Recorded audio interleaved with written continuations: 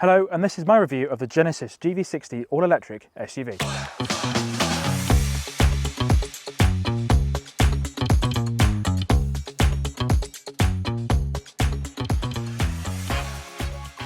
Hello, welcome back to the interface. My name's Alex. This is the all-electric Genesis GV60.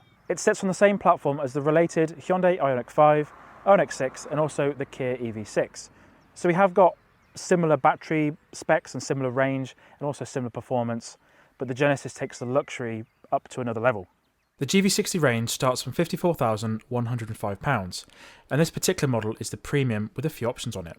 So as tested, it is £59,885. Options include the paint, which is £740, white brake calipers at £280, vehicle to load pack at £880, and more. We have a 77.4 kWh battery pack and up to 350 kilowatt charging speeds, all sitting on an 800 volt architecture.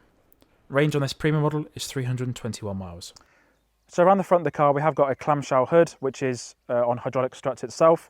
Got the large Genesis badge here. We have got the iconic Genesis headlights here, which do have this split matrix view to make sure that parts of the road at night time are lit up properly. Then we haven't really got a large amount of vent here, but most of it is down the bottom here, which makes the front design of the vehicle a bit more aerodynamic and a bit more efficient. And then down here we have got the front facing camera. I've got to say that's really useful in car parks because it is a bit of a wider car and that's got a really useful top-down view, so it makes it quite easy to park. And we have got a bank of sensors down there for all of the automatic motorway assistance features. Around the side, the GV60 has a very stylish coupe body style with the swooping back roof, which when compared to the side profile of the Ioniq 5, it does look like the boot would be a bit smaller. The door handles pop out when you unlock the car and feel really well weighted too. On the rear of the driver's side is the CCS2 charging port, which can be electronically opened from the key or by clicking on the door itself. A simple button press then closes it too. For the alloys on this premium trim, only the 19-inch versions are available. Once you move up to the Sport, you get 20-inch versions, and then with the Sport Plus, the large 21-inch wheels are available. The interior of the GV60. Genesis have stamped their own footprint on what the E-GMP platform is, so the Ioniq 5, the 6, the EV6. There are bits and pieces of those vehicles in this interior. We have got this huge screen here, which is basically the same as those other vehicles, and there's a few little bits and pieces of those designs. So first of all, we've got this center console down here. We've got two big cup holders in there. We've got the famous Genesis orb, which rotates around when you switch the car on and allows you to change gear quite easily. We've got a BMW iDrive style system for the infotainment navigation, so you don't have to use the touchscreen, which could be a little bit jiggly when you want to control it on the motorway. So you can use this wheel, which is quite nice. And there are also a physical volume control, a fingerprint sensor, which lets you to start the car without a key if you want to. And also you've got back home menu, and there are lots of physical buttons down here. So you've got ventilated seats, heated seats, parking sensors, parking camera, usual sort of stuff down there. And then we've got a center console bin with some space in there for the key and some cables. And there is a wireless phone charging pad, which has got some little shoulders on it to stop your phone from sliding around. The only negative part about this interior is the lack of wireless Apple CarPlay. So you do have to use the USB ports to get Apple CarPlay to work. It's the same for Android Auto as well. I do understand that the future refresh of the GV60 might have wireless Apple CarPlay, but that remains to be seen. So the USB ports are down there. The two USB-C ports, again, one for data, one for charging, and then that does involve a little bit of awkwardness. So you've got your phone here maybe, and you have to keep your phone down there and reach it. So could be a little bit awkward. The climate control in modern cars can be a bit hit or miss. This one's got a combination of physical buttons and also a touchscreen, and it's really good. The GV60 also has an air purification system, which comes on and goes off based on how you're driving or where you're driving, like in a tunnel, for example. So there's a lot of nice creature comforts in the GV60. The GV60 also doesn't have a conventional glove box. It's got a drawer, which is useful on road trips for your food. The steering wheel on the GV60 doesn't look like any other steering wheel that Genesis have made before. It's got a bow tie shaped design to it. We've got a space here for a drive mode button. On the Sport Plus model, there is also a boost button on this side here. They've got some paddles to adjust the regen here, which are very effective. But there's a good amount of physical buttons. I mean, all of them are physical buttons apart from this little haptic pad here, which is very similar to what Mercedes are doing at the moment. Got volume controls and customizable buttons here. It's got a star button, the dot button there. You can customize them to do certain things if you want to. So overall it's really good. Again, it does look a bit odd. It does look like it might not be comfortable to use and control, but it is actually really good. And then down here, the controls for mirrors. So just turn that to the left or right to adjust the mirrors on either side. The GV60 used to come with an option to have cameras instead of door mirrors, but that has since been removed. And there is a driver select button, so you can have two driver profiles, and then you can customize where the steering wheel is going to sit, where the seat's going to sit, based on how you and your partner may drive the vehicle. And there's also a physical handbrake button, which you don't really need because there is also an auto hold button. You open the boot and there's some controls down there. And then for the infotainment, we have got this huge screen here, which is basically 2 screens in one. Got the screen here for the driver, good amount of information there.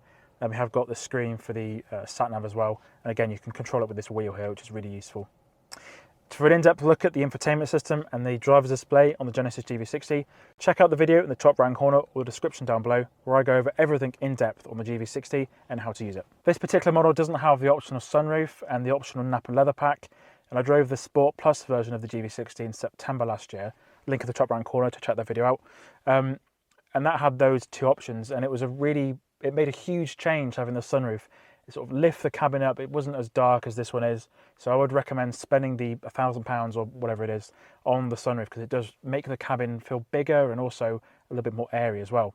Napa leather might not be as essential, but they are really comfortable, and it does add the leather on the plastic bit here on the steering wheel. And also the leather smells really nice as well, but it might not be something that you require. The innovation pack, however, is something that might be a necessity in my opinion. It's a couple £1,000s. But it does add all the smart motorway features, the cruise control, and all the light features and all the driver assistance features that basically stop you having a crash. So I would recommend maybe having the innovation pack on that, but definitely the sunroof if you can. So even though the Napa leather pack does smell really nice and it also is really comfortable, these standard seats, the leatherette, are actually really good. So you've got a combination of cloth here and a bit of leather on there, but you also do get the cooled seats and the heated seats, even though they are the entry-level seat essentially. But they are really comfortable. I've done 11 hours so far in this vehicle, massive road trip, and not once have I had any back pain. It's just really comfortable, and they're really, really supportive. And they do also have that sport gripping feature. So if you do accelerate really hard or put it into sport mode, it will grip you a little bit to sort of keep you in the seat. So it might not be required, but I would go and have a look at a Genesis Studio and see if you can just sit in the different combinations of seats if you can.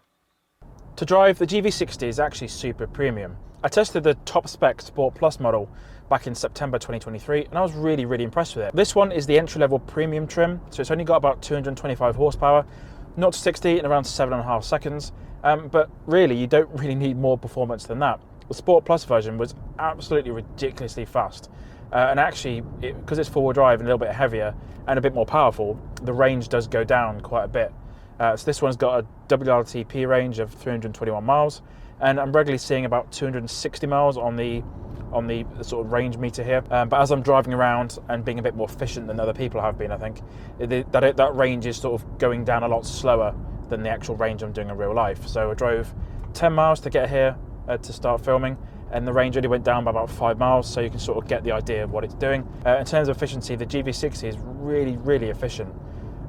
So even on the motorway, I was getting about 4 miles per kilowatt hour, if not even more than that sometimes as well. And then you've got the one pedal driving mode as well, so I pedal. So you pull this pedal here, and it puts itself into the super extreme one pedal mode, and it does become super efficient. So you've got very light steering, which is nice, so you can get around car parks quite easily. But in terms of the comfort, Genesis have done a fab job.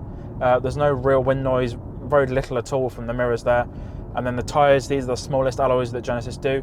So if you do want bigger alloys, you have to go for the Sport or the Sport Plus model. But because we've got more rubber on these tyres, we do have a lot of comfort available. But even though this is the entry-level model with a 225 horsepower, we have got some good acceleration. So it's in eco mode at the moment, and it's accelerating pretty well. And then even at 60 miles an hour on this sort of straight road, the ride itself is very compliant, it's very soft. Again, it's very quiet. We have got that sort of noise cancelling feature that all the GV60 models do have, so it sort of works like ANC headphones really, and makes it so the ride itself is a bit more quieter than it would be. In terms of handling as well, it's not a sports car, so this isn't the Sport Plus model, it's not the Sport model either, but it handles really well. The steering's really soft, there's very little body roll. It's not handling like a massive boat, so this corner here is quite tight. Let's have a look. Yep, absolutely perfect. It's not being thrown around in the seat at all. Handling itself pretty well, no understeer. I'm pretty impressed with the GV60 handling, to be honest. Another tight corner here, again the one pedal mode aiding that quite nicely. Again, sort of 2 fingers on the steering wheel, it's going around the corner pretty well, not being thrown around. So it's pretty good though. So in the back of the GV60, there's actually quite a good amount of space. There's enough space for 2 adults comfortably, I think. This third seat it might be more suitable for short journeys because it can be a little bit cramped. Underneath the driver's seat, there's a good amount of space for my feet here, and unusually for an electric car that it just is the case that the battery takes a bit more height, but I can get my feet under there quite comfortably. But overall, it's a good amount of space, and the lack of the sunroof on this particular trim level, with this particular model actually, it does make the cabin feel a little bit more drab, a little bit more dark than it should be really with the sunroof, but overall it's not too bad. And then we have got some nice amenities for the passengers back here. So we have got 3-stage heated seats. There's a button here to click that. On this particular model, there is the optional Bang & Olufsen sound system, so there are some speakers in the back as well. And then we have got this blind here, which does come as standard on the GV60 range, and that's nice for toddlers if you are trying to get them to sleep in the back of the vehicle. On the back of the 2 seats here, there are some mat pockets, which are bits of plastic with some ribbons to hold things in place. And what's quite useful is there is also a long central storage section, which does go most of the way up to the front of the cabin, so you can fit longer items in there if you need to. And then there are also 2 USB-C ports for charging devices. This particular GV60 does come with the optional vehicle to load pack, and what that means is you can power other things from the vehicle. So there is a 3-pin socket underneath the bench here, which can power 250 volts at 16 amps, and you can run that from the main battery of the vehicle, so that's really good. Around back, again, it's a nice stylish coupe-like design, Genesis spelled out in letters, discreet and well-placed reversing camera, aiding parking. Opening the tailgate can be done from the key or a button on the back, which reveals 432 litres of boot space, and the rear seats can also be folded down if required. So that's been a look at the Genesis GV60 all-electric SUV. If you like this sort of content, don't forget to subscribe to the Interface Cars, like this video if you did, and I'll see you again next time.